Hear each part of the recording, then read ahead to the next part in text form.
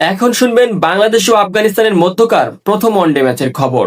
শেষ খবর পাওয়া পর্যন্ত ২৭ ওভারে ১০৮ রান ৩ উইকেটের বিনিময়ে। অলরেডি হৃদয় এবং মাহেদী হাসান মিরাজ দারুণ একটি পার্টনারশিপ করেছে। দেখুন বিস্তারিত প্রতিবেদনে।